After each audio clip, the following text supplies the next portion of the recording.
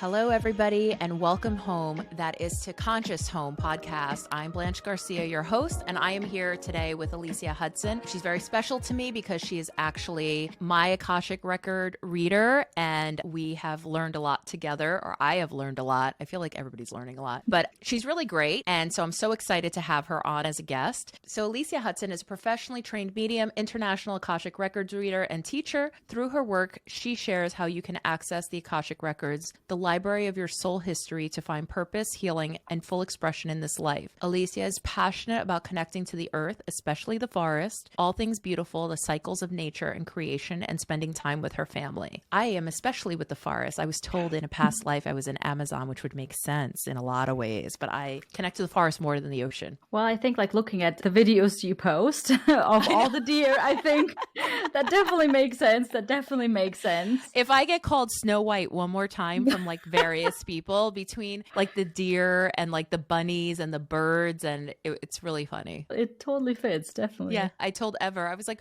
we're just gonna go outside and go, you know. Oh, I love that. Make sure that you record that too, because I think people want to see for sure. It's really interesting because I like whenever I post, and for those who don't know, I post a lot of deer video on my social media, my Instagram, because they are my friends, and yes, they come in droves. Like we have like a set of 3 different times throughout the day, and there's probably anywhere from 8 to 12 at a time. And I feel like they're a safe space. They feel like they come to a safe place and they can get like nutrition. But I get comments every once in a while that people are like, you know, they're like going to give you ticks and you're going to domesticate them. And I say to them, I go, first of all, you realize that I can get like shot in the street or run over more than I can get a tick, honestly, nowadays. And there are farmers out there, there are equestrians, and people deal with farmland all the time. And second of all, deer, unfortunately, will have a short lifespan on this planet, and they will be killed more than likely, not by a predator, but by humans who are the main predator. We're either going to shoot them or run them over. So in the time that they have on the planet, I would like to create a safe space that they can have a little bit of joy and happiness until they're like, go on to the next level, right? And so then people just kind of usually are very quiet after that. I do the same thing with like all like the hedge pigs, squirrels. I feel like when you're working with nature, it kind of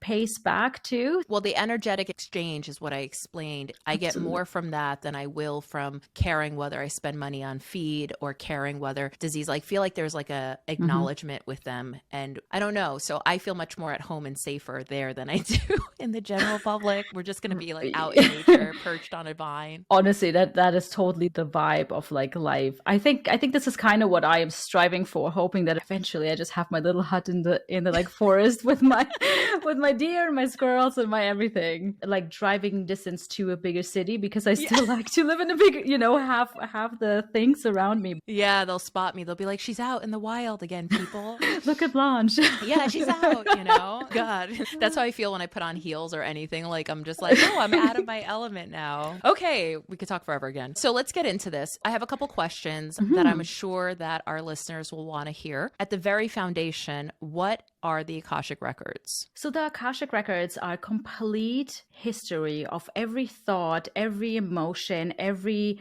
piece of information that has been, that is, and that will ever be. It's basically like a metaphysical Google. Every time when you're thinking something, every time when you're experiencing something, it is recorded in this energetic database. The records will contain like pre-incarnation mission statements and blueprints from all the people. And it is one of the tools that we have, besides intuition, that we can use in this lifetime to maneuver through life in a more easier and more graceful way. It basically works by understanding that every person's energetic imprint here is a very unique imprint. So the Akashic records are going to provide guidance that is specifically tailored to you, specifically tailored to your specific unique energy. It's a very, very transformative and impactful tool, as you can also see. You've worked with them now for a little bit. They're very profound. It's hard to find words, I think, to really say how much of an impact they can have. Yeah, and I feel like when I found you, and I found you, by the way, on TikTok, and I always feel like the universe brings to you what you need at that time. So I'm always open. It doesn't matter. It could be TikTok, Instagram. It could literally be your mailman. It could be anything, a book, a saying, anything can give you messaging. And I was in the midst of working through one of my spiritual awakenings. I've had a few, and the last major one was probably in 2020, which happened for a lot of people. And I had gotten a lot of information and redirects, but I was trying to figure out what that information meant and what I was supposed to do with it. So when I came across your TikTok, I remember being like, okay, this resonates with me. And so I booked a session, and through the records, we were able to kind of pinpoint what that information meant for me. And it was really great because you shared with me kind of an opening prayer, and I was able to kind of delve into them on my own. And now I'm implementing that work, not only with like my own life, where I literally tap in for anything from like, it's literally like at work, your Mari from my office, she'll tell me, she's like, you're using the Akashic Records like your assistant. And I really do. I'm just like, so listen, this is what's happening. What should I do here? And they give me very fundamental information, and I get it like in images, or I get it in words or whatnot, or thoughts. And I'm also using it in my work now. So I love that. And I think it's something you can't explain, because it's a feeling that I know I'm in a different kind of almost energy field. It's like I'm tapping into something. And when I'm there, I'm able to kind of get the information, if not then later on after I close the record. So it's really cool. I feel going into the Akashic Records, the way that it feels to me is that you are all of a sudden in a spot where you are looking at your life from a non-judging perspective, and like basically zoomed out, and you just get a different perspective. I get inputs through like the visuals, yes, but then also I guess thoughts that I would have never come to myself. Like at times they're not your thoughts. Right? Like then at times they're like then using words that like I haven't really encountered before, because English is truthfully my third language, right? So like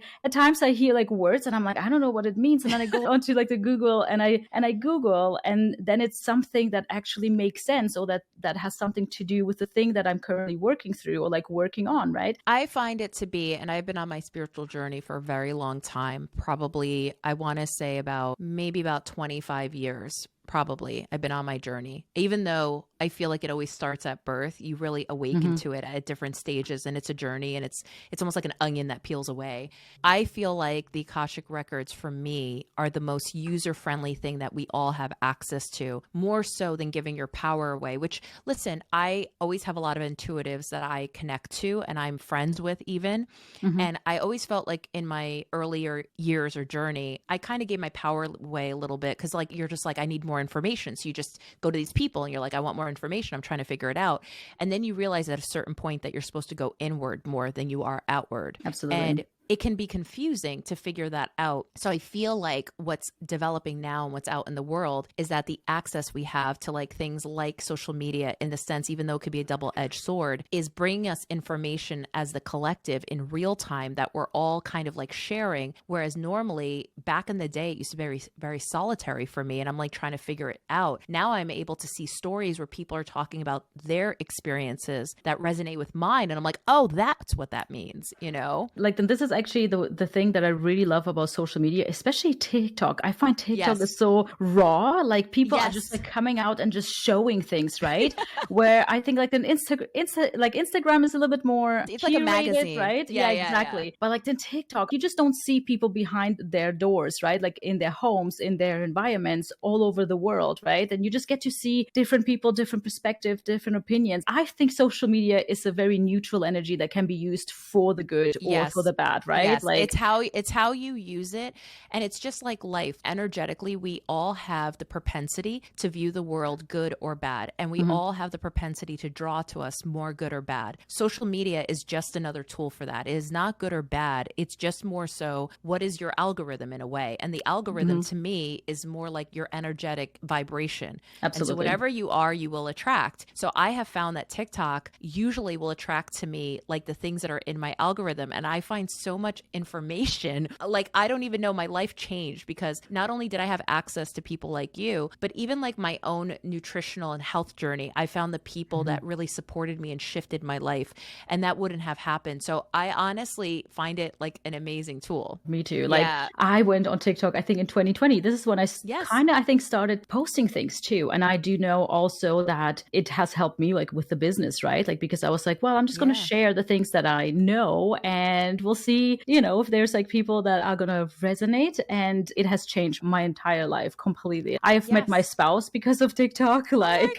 a lot of things, like, yeah, there's like a lot of things that have actually changed because of TikTok. And I totally believe that if you're putting something out there, it can come in all kind of ways. Like you will find it on TikTok, you will find it on the side of a bus, you Yeah, find it no, anywhere. 100%. And that's the bigger story, I think. 2020 obviously was horrific for a lot of people, but it was also, there's always a silver lining. There's always some sort of tipping point through this kind of trauma in a way. And the silver lining is that a lot of us evolved and shifted and went through awakenings of how we want our life to be, things that we realized were no longer working, and redefining what we were and want to be as well. TikTok, in a way, is just another tool, but we would never have come together had we not had that space of taking a breath to be like, okay, what next? What does this mean for me? How do I make my life more authentic in a lot of ways? If you were lucky, if you fought against it and you did not understand what the value was in that transition, that was a lot harder for you and people didn't get there. And that's okay because that's their journey. You know, their journey's different. Absolutely. Like I have worked with a lot of people over the last years that have said like 2020 gave them the space to not just be like engaged in like the everyday routines, in like the patterns and the, because like a lot of times when we're just going about life and we're just doing the same thing every day, right? And with 2020, with lockdown, I know that like over the world, like different countries had like different rules, but like in Canada, where I was living at that time, we got to stay home and we got paid to just stay home. So it just gave a lot of people the space to just be like, what am I doing? You know, there was a lot of people that were getting divorced because they're like, I cannot stand my spouse. I realized that I haven't spent time with you. And now that I am spending time with you, I can't stand you. Which was a little bit shocking, I think. But then there's also like a lot of people that have found hobbies. Like I, at that point, was working. I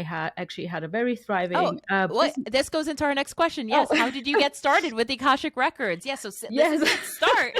So energetically, I think I have been always kind of a little bit more of the person that was like connected to like nature. Since I was little, like I could sense things, which was quite hard on my parents' side, to be honest. My daughter pops out with things and I'm like, okay, thank God I'm aware because, you know. Right. And my parents weren't. Or it was more of not that they were not aware. It was like, don't talk about this. Yes. It was more of like, we don't talk about this. This happens to all of us, but you just don't talk about this. And I'm like, it'll go away. What do you mean, right? Ignore what's in the corner. Exactly. Just don't look. Just pretend it's not there. No, but like the thing was like, I moved to Canada and I started a very thriving beauty business. So I would work with people all the time. And I really love talking to people. It's just one of the things. And I can see now looking back how I think back then too, it was like, you know, when you work in like a beauty industry, you're a little bit of like a counselor. You get with the energetics of people. And same thing with a designer in people's heads. So like, you know, looking back, I can see how it definitely primed because I'm actually a very, very shy person. You know, like I, you know, obviously speak 3 languages and I like stammer a little bit. So I was like, I would have never thought, okay, talking with people is going to be my job, but it kind of already primed me there. And we came down to 2020. Everyone went into lockdown. And at that point, I actually already started. I had already like 3 or 4 years of intuitive studies behind me. I trained in Reiki, integrated energy therapy, theta healing, evidential mediumship. I've done a lot of things, right? Because it was just a topic that I have been always into. And even though I had my business, which paid all the bills, I was like, I'm going to do something for fun. Same, Alicia. Same in my life. I had that part that I was always interested in. So I've always done like workshops and different things. In 2020, I was like, we're gonna sandwich those bitches together. Right. So like in 2020, it was such an interesting year, like where I just, all of a sudden my business, I had to shut down because you couldn't see people in person. And as freeing it was, at the same time, I was just like, well, what am I going to do with all this time? So I really started this deep meditative practice where I would, every day, I would something like Akashic jogs. So I actually go like then jogging because I find that, and I think it's because I have like a neurospicy brain, is that if I am doing something at the same time as I'm opening the Akashic records, like you can do an Akashic walk, you can do an Akashic run, you can do an Akashic path, like you can just open the records and do something that will help you kind of get into the zone. And I was more doing like a meditative jog. And I started connecting during that time with this database of like info about what is happening in 2020, about people's connections. And I was like, what am I seeing? I also had that in 2020, but mine was a little bit more aggressive than yours. Yeah. Well, that's a conversation for another, but I also, yes. Mm-hmm. Okay. So you had, very interesting. I love that we had like similar things and then we found each other too. Yeah. But so I then then was, of course, looking at like, what am I looking at here? What am I receiving? What are these guides? So I talked to my mentor and we chatted a little bit. So I went down into a study about what the Akashic Records are. And then I just kind of, it felt very, very natural to me. And I have to tell you a story, if I may, that I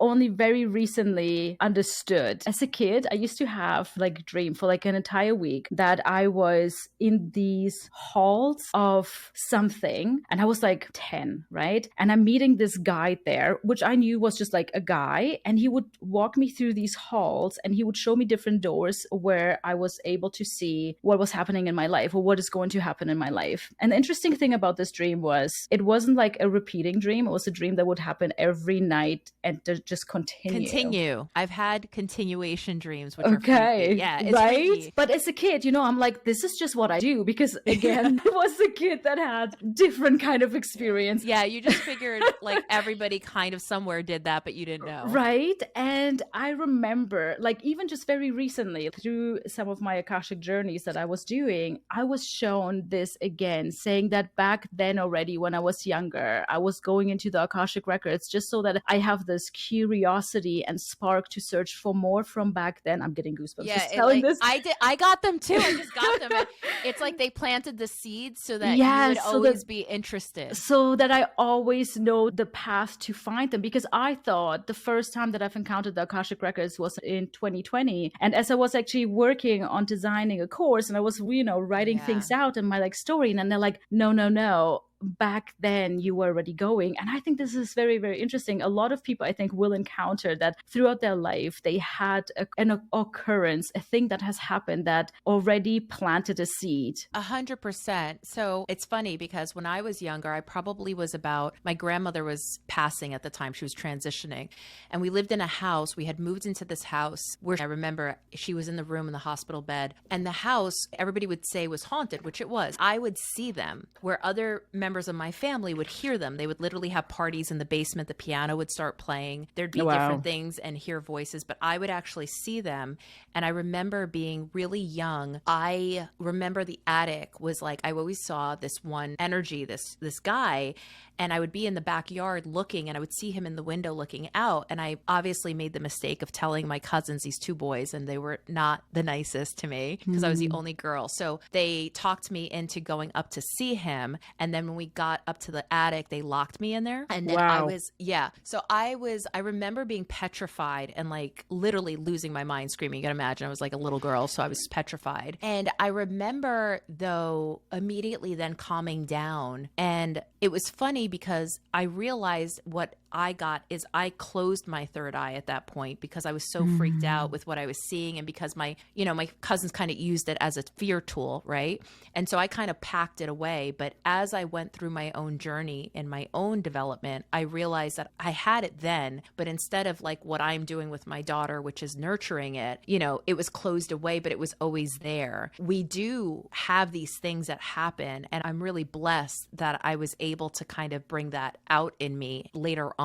But I think all go through things, and it's not something to be afraid of. I feel like, I go back to that younger version of me, and it's like, I feel like I would want to tell her that, you could have kind of just worked with them and just like kind of helped them kind of go home. I feel that. I still think though that we're going through, like, even if closing it, like, it still has a purpose. Like, I can personally look back now and can see how like I tried so hard to fit in, right, with my business and stuff, with like beauty business, just working, just doing my thing that has nothing to do with spiritual. I had a couple like scary things too that have happened too, but I feel too like it was one of those things where you don't know what you're picking up on, and if you don't know something is scary, right? And especially if you are younger, you're like, what am I perceiving? What am I what is it that I'm feeling? And I also think the majority of my trauma in my life, and a lot of intuitives go through this, happened in my younger years. So I feel like they were kind of protecting me, because had I gone through the things I went through being completely open and absorbing, I don't know if I would have made it. So I feel like by protecting me and insulating me, they were kind of like, we need you to shut down a little bit until the surrounding around you is safe enough for you to kind of work with this,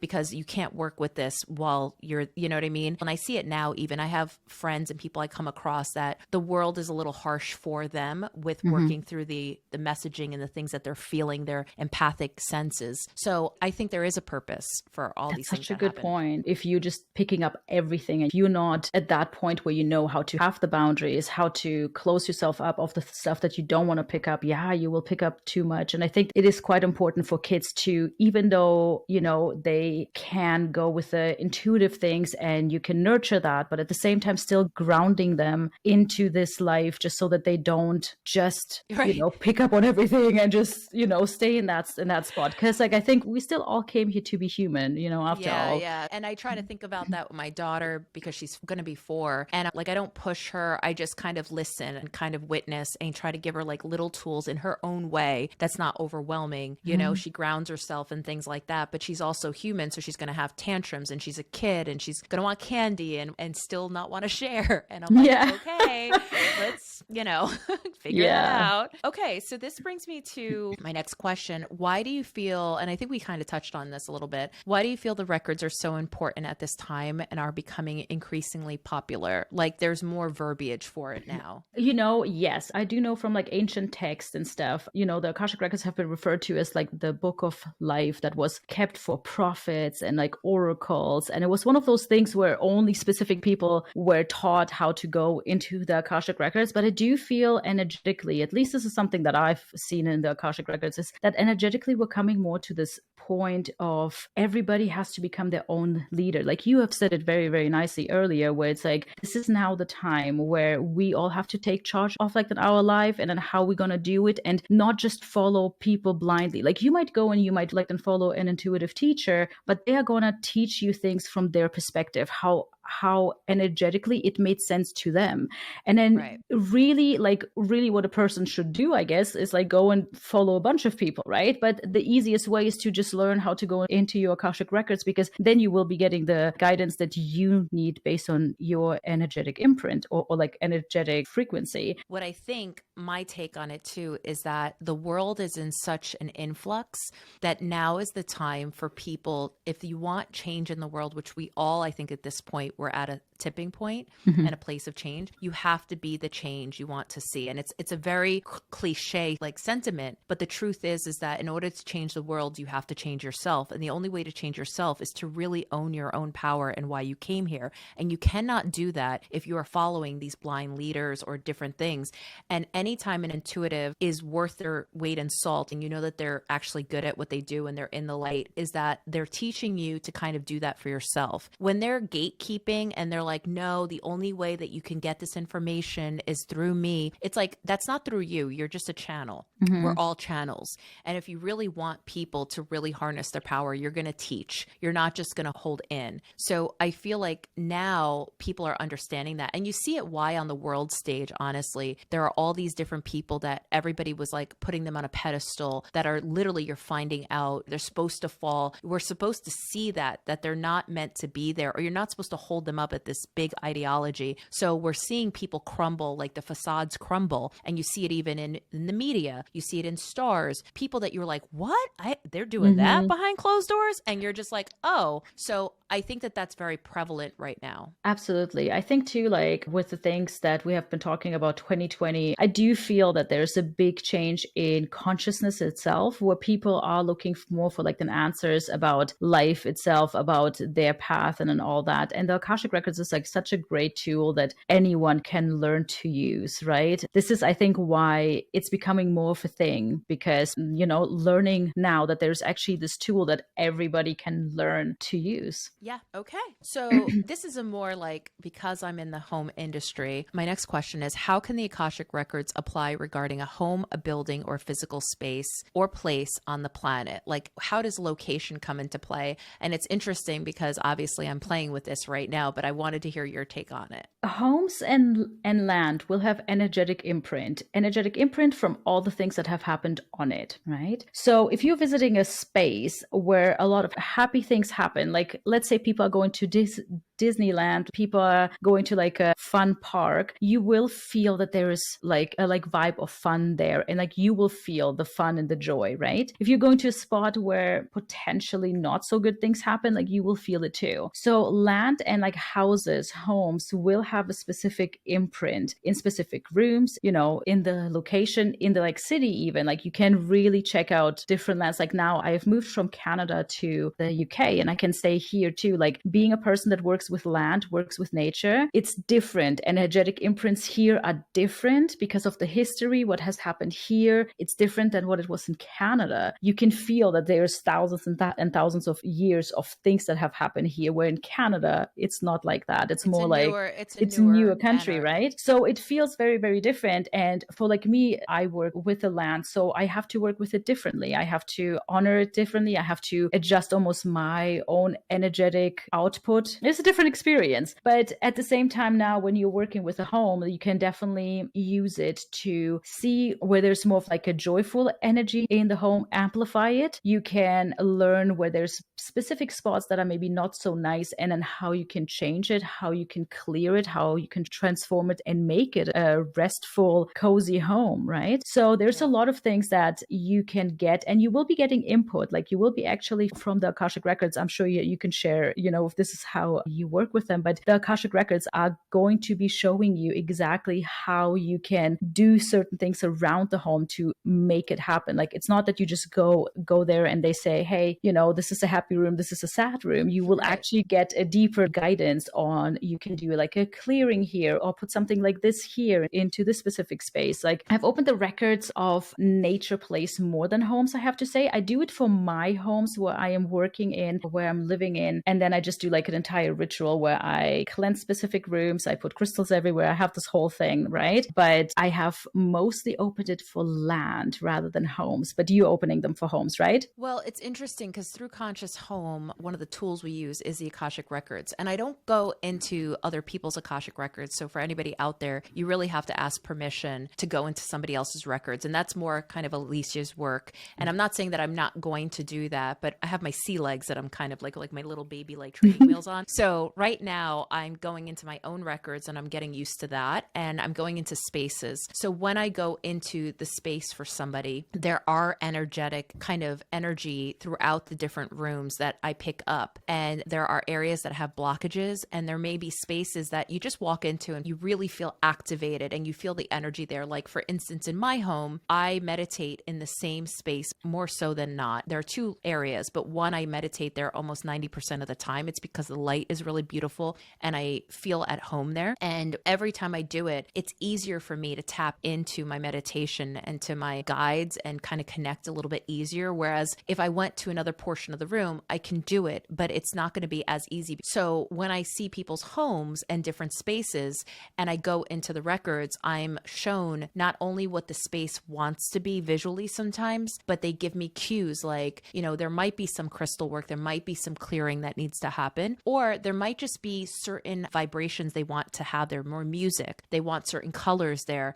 And so by doing those things and kind of having those little tools, it's kind of like I've gone into almost like a different library for the house and for people. And I can only imagine when I go into people's Akashic Records, if I ever get there, because just the information I get alone from going into my own, I feel like there's just like so much. Oh, it can be quite a lot. And I think this is why I have this thing where if you go for like reading, you need to come prepared with like the questions. Because if you just say, hey, just go into the Akashic Records and just like bring me anything, I'm like, okay, I can see a lot. We can talk for hours and hours. You're like, did you know you were a dolphin? And they're like, what? Oh my gosh. Yeah, basically. So yeah, interesting. Yeah. You work with homes is very interesting. It's new to me. Okay. So my next question is, what would you say is the most prominent and most important message that the records want humanity to know at this time, and why? I mean, not to get heavy, but It is a big question. What is your what is your message What is for your the message? humanity? I'm just going to share actually what I received the first time when I went into the Akashic Records. And because I think that in that itself was such a big message of why I'm doing what I'm doing. And the message, like the first time when I went into the Akashic Records in 2020, when I was taken there, I was being shown that we are supposed to be our own leader and be really intentional about the things that we want, that we have to understand and learn that we are not just going with the waves. Like I was actually shown a boat with a person in it and the waves just crashing into this person because this person did not have an intention set and was not taking charge of their boat, which the way that I perceived it was that your boat is your life. And like a lot of times people, like even spiritual, they're like, I'm just waiting for a sign what I'm supposed to be doing. Right. They're like thinking, oh, maybe I can be an artist. And then all of a sudden they receive all these signs to be like an artist. And then the next day they're thinking, oh, maybe I want to do like something else. And then they receive signs for that. And then they're like, oh my gosh, I'm getting mixed signs. And it's actually because we are supposed to learn that we are the ones that are driving the intention for the life. So you set the intention, and then you will be receiving not just the signs, but you're receiving the path in front of you, how you can now fulfill this in the highest and possible way. And my specific work in the Akashic Records is to teach people how they can go in this space to receive this specific guidance for themselves, rather than,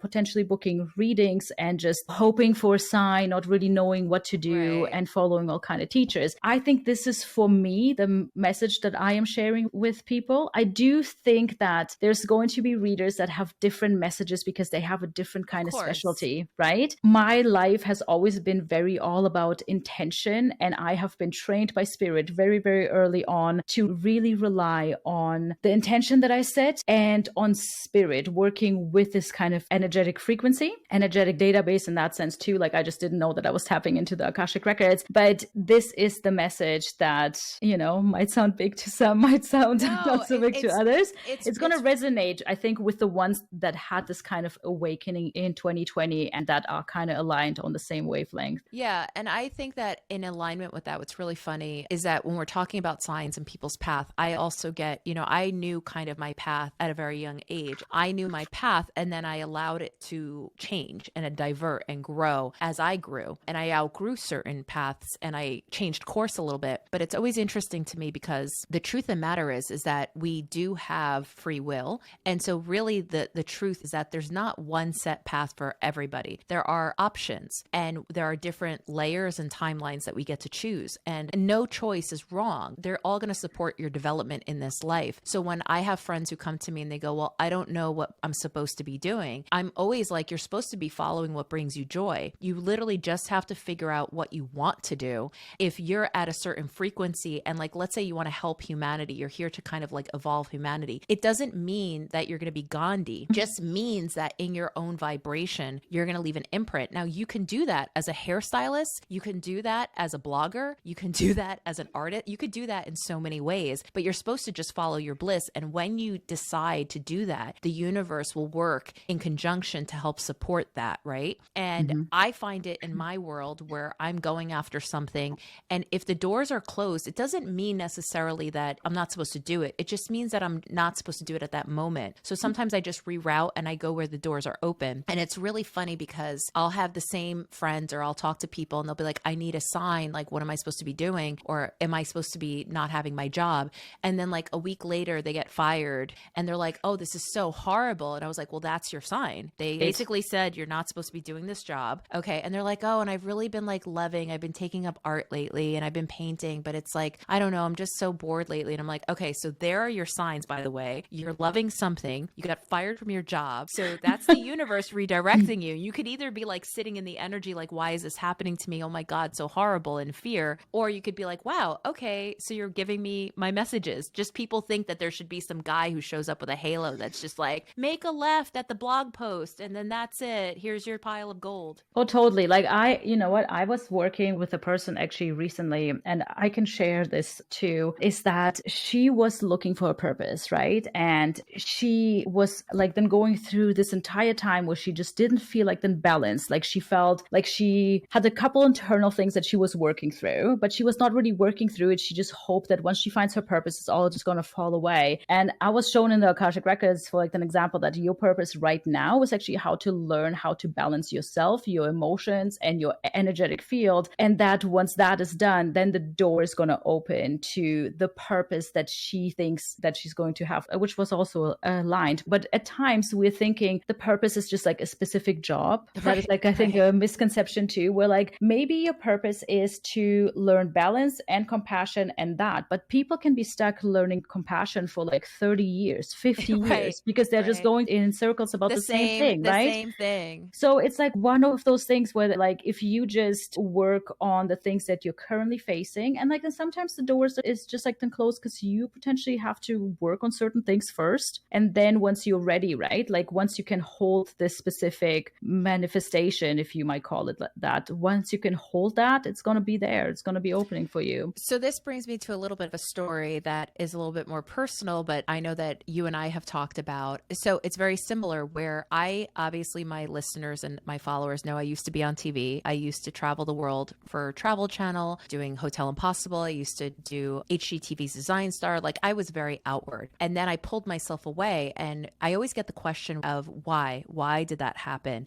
And I always knew that I wanted to be on TV, and I loved the medium of TV. I love writing. I love TV. I love being on camera in the sense of the connection. Like I feel alive. I'm also a Leo, so that probably helps a little bit. Hey, I'm a Leo too. Oh, you are? We're like am I doing besties? My correctly? Yeah. I do it right. I don't know what the hell's going on. Anyway, so I remember getting off the show because I was emotionally and energetically drained. I literally was doing 17 hours on camera. I was doing my own renovations. I was traveling around the world. I was emotionally like fighting with inner networks and production companies, trying to make sure everybody got what they deserved, and giving so much of myself that at the end of the day, honestly, I usually found myself in some weird location, whether overseas or in the middle of nowhere in a closet, drinking like a bottle of Jack or something, and just like, basically trying to erase the day, and then waking up at 5 a.m. doing my own hair and makeup and doing it again. It just took too much out of me, and I couldn't sustain it, and I wasn't happy. And I said, well, I can't do this anymore. Even though I want to do this medium, I can't do it like this. So I took myself off of that. And I have been out of the public eye in that sense for a very long time.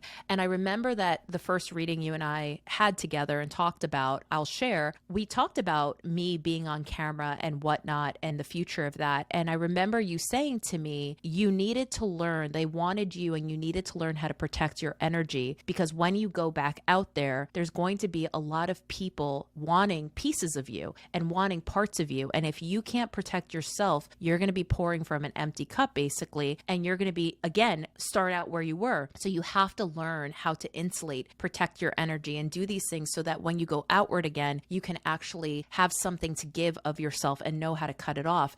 And so that brings me back even to when I was little, to where they were like, okay, we need you to like close your third eye a little bit because you need to protect yourself. So it's only now, after I'm learning this and doing all this work, that I'm like, okay, let's take our little baby steps and do podcasts. Let's start getting back out there again. But it has taken, I got off TV, I was probably about, I don't know, like 32, 33. I'm 45 now. So how many years has it taken me to learn how to do that, you know? And that was my purpose at that moment. That was my purpose. Right. Yeah. So really crazy. Anyway, we can go on. I want to know, and I think our listeners are going to want to know, how can they access their own records, and what are some do's and don'ts of accessing the records? And I know that you have courses and things, and you can go deeper into that, if they want to go kind of down the rabbit hole. But what are some like basics that people can have as a takeaway? So basics would be going into the Akashic Records through a deep, deep meditation that is close to hypnotherapy and an Akashic pathway prayer. So I would say if a person already has like intuitive studies behind them, and they have already an understanding of their like the clear senses, right? If they're like receiving things in like the more visual way, audio, knowing, if they have already an understanding of that, I would say just go and just maybe Google a pathway prayer and use it while you're meditating, and then start like receiving. I think if a person starts out and they have never done any kind of intuitive study, I would totally say, you know what, maybe work with with a person, maybe take a course where you get to know what the language of spirit is. I think you had that already. And I think this is why it went really, really easy No, for you. it's true. I had been on my spiritual journey for over 25 years. So when I kind of connected with you and you were like, here's a pathway prayer, they were like, oh, boop, boop, boop. And I just kind of like,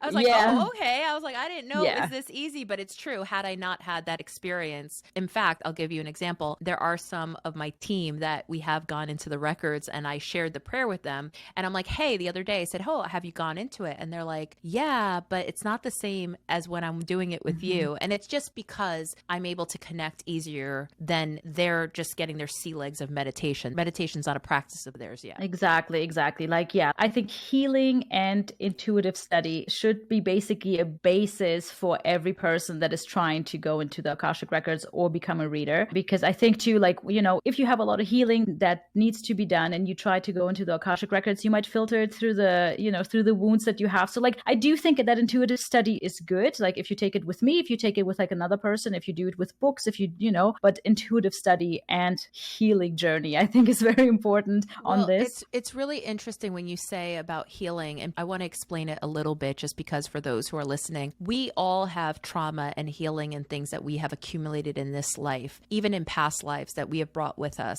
And as much as a lot of us in this place might want to be like, oh, we're fine. We are functioning to the outside world fine, but we haven't cleared a lot of that baggage, right? And a lot of that is not just like, oh, I go to therapy baggage. It's like energetic baggage, like wounds that are really deep seated. When you go in and start doing the work, whether it's through Akashic record, mediumship, any of the things that you're doing, if you have not healed those parts of you, the messages that you get and the information you get is kind of going to be tainted because you're looking at it through your own wounds and your own ego. For instance, it's as simple as if I bake a cake and I use a pan and the pan is dented, every cake I bake is going to be dented. So you kind of have to work out those dents. You kind of have to like clean that pan so that when you're making your next cake, it comes out like unfiltered. And you can't do that if you're angry, if you're sad, if you're just like depressed or you can't get over things. Those are things that are kind of like webs that you cannot filter clear information through. Absolutely right. Yeah, you explained that very nicely. I mean, I really like the cake analogy. That actually totally makes sense. Well, I'm going to tell you so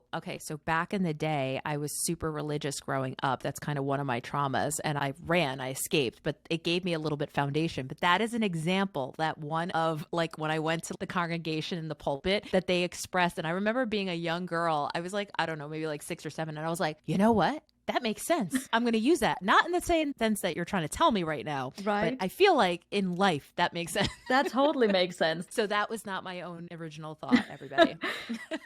Still totally works. So how can our followers and listeners, how can they get a hold of you, access you, get work with you? How can this happen? Well, I think the easiest way is through my website, which is aliciahudson.com. And then, of course, I am on Instagram, alicia.hudson, and on TikTok, which is a.v.hudson. That is basically the easiest way to get in touch with me. And I will say to everybody that if you kind of just want to get more information, I love Alicia's videos on TikTok. I think that they resonate with me. There's always something that you say or do that I'm like, oh, I'm kind of going through that right now.